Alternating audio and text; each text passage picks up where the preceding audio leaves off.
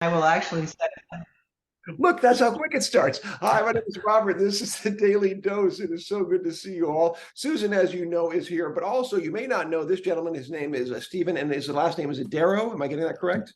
That's exactly right. Darrow rhymes with arrow. Darrow does rhyme with arrow, and we are happy Hmm. to have you here today. Stephen, what I know of you at this point is that you are a speech language pathologist. You work with the Georgetown Parkinson's group up in north of Austin. And besides that, I don't know your background. I'd love to know why speech language pathology and how that fits in with Parkinson's. Sure. Yeah. So, I would say I actually kind of just stumbled on speech language pathology. I went to undergrad here. I'm coming from Austin, Texas, and I went to UT for my undergrad. And my first degree was in Latin, and it was really just so I could enrolled at UT so that I could play Frisbee for the UT Ultimate Frisbee team.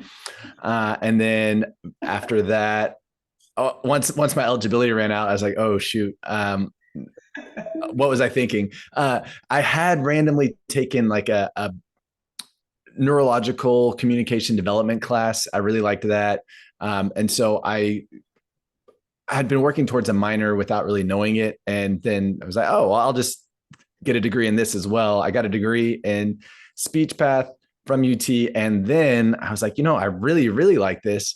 What if I should be a neurologist? And so then I stayed on another 2 years doing like all the physical sciences, the biologies, chemistries. And then I kind of came to a hard fork, and I couldn't kick the can down the road anymore.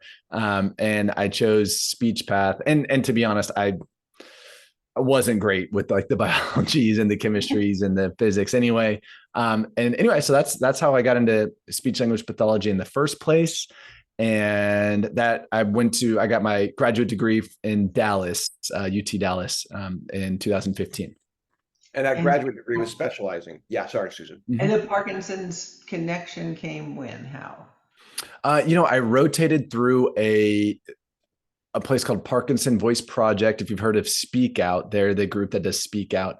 And my background actually here in Austin, just down the street from where I live now, there's this wonderful uh, post-acute stroke clinic. It's a nonprofit called Austin Speech Labs, and that was my background was there. So I was with some of the same patients, clients, I guess you say more typically. I was with some of the same clients for years, and it was awesome. But we were very far removed from their injury, so progress was on the slower side, still steady but slow. Contrast that with my time cycling through Parkinson Voice Project. I was like, wow, people come in one way, 4 weeks later they leave like a completely new way. This is awesome. It kind of opened my eyes to that some things that speech paths could do could have a really quick impact. And then I was also like, man, what therapist would want to sit here for 6 or 8 hours a day doing these voice exercises? And so that was when I first got the idea to pursue like voice fitness software, which is what I've been doing the last couple of years. Voice fitness up. First of all, Samantha Ellendary is dear friend, and the Oh fact yeah. done work with Parkinson Voice Project warms my heart. She has laid the path for a lot of what we're doing. So that's awesome. And now, Susan, did you hear what I heard about the technology side of this? Boing. Yeah, that's what I want to hear about. Tell us more where we're going with tech and SLP. Sure. Honestly, just like the logical next step, in my opinion, is as a supplement to what you might get in traditional one-on-one voice therapy for Parkinson's. Is I experienced this. I worked up at St. David's, which is a rehab hospital here in Austin, and I would have clients come in.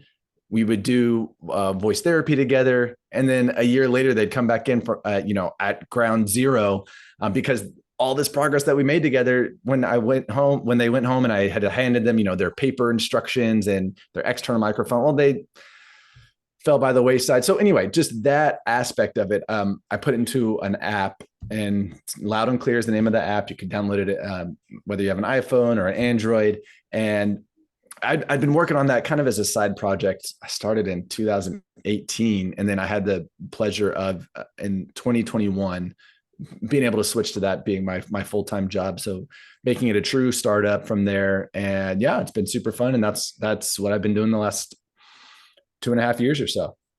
What a great way to survive COVID. Oh, a real exactly. application of something you care about.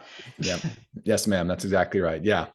So what I heard, Susan, tell me if you heard this too, is engagement, and I think we've heard this a lot, right? There's rote information, and from many SLPs I've worked, they talk about running down a path to where, yeah, it works. However, making it stick, as it were, is the problem. And that's some of where I think our work / play in improvisation. We've been, working with some SLPs to talk about make this more active, so it's not just the same things repeated.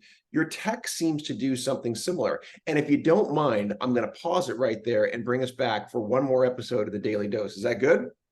That's great with me. All right. Susan, we'll be back in just a minute, pal.